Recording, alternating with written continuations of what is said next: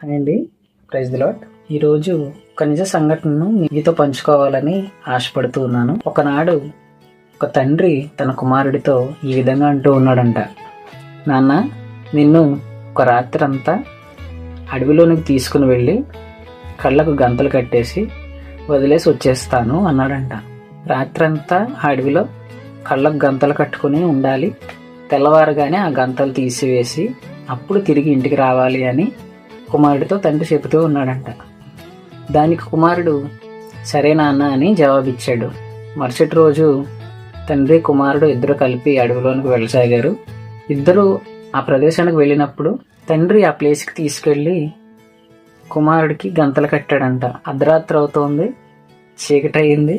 కుమారుడికి అంతా చీకటి, ఏమీ కనిపించడం లేదంట. భయమేసింది.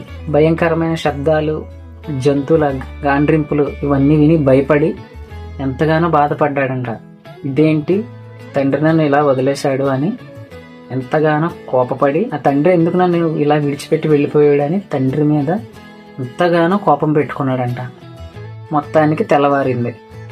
ఆ గంతలు విప్పి చూడగానే తండ్రి ఎదురుగా కూర్చొని ఉన్నాడంట. తండ్రిని చూసి, అదేంటి నాన్న, మీరు ఇంట్లో కదా ఉండాలి, ఇక్కడున్నారు ఏంటి అని అడిగినప్పుడు తండ్రి అంటూ ఉన్నాడంట, నిన్ను ఒక్కడనే అలా వదిలేసి ఎలా వెళ్ళిపోతాను అనుకున్నావు నాన్న అని తండ్రి కుమారుడికి జవాబిచ్చాడంట. రాత్రంతా నీ ముందు కూర్చొని నిన్ను గమనిస్తూ నీకు తోడుగా ఉన్నాను అని కుమారుడితో చెప్పగానే ఆ కొడుకు ఎంతగానో ఆనందపడ్డాడంట. తండ్రి ప్రేమ అలా ఉంటుందండి.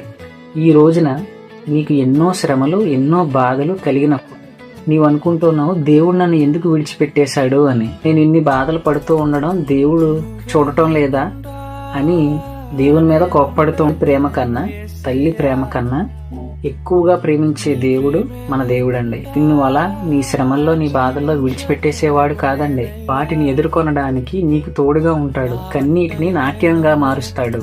మనం అనుకుంటూ ఉంటాము మన దేవుడు మనల్ని విడిచిపెట్టేశాడు అని, కానీ ఆయన మనల్ని విడిచిపెట్టే దేవుడు కాడండి. యెహోషువ గ్రంథం 1వ అధ్యాయం 6వ వచనం ఒకసారి చూసినట్లయితే, నిన్ను విడువను, నిన్ను ఎడబాయను, నిబ్బరం కలిగి ధైర్యంగా ఉండుము. ఎంత బాధ అయినా కూడా ఆయన నిన్ను ఎన్నటికీ విడువడు, ఎడబాయడు. ధైర్యంగా ఉండండి. ఆమేన్.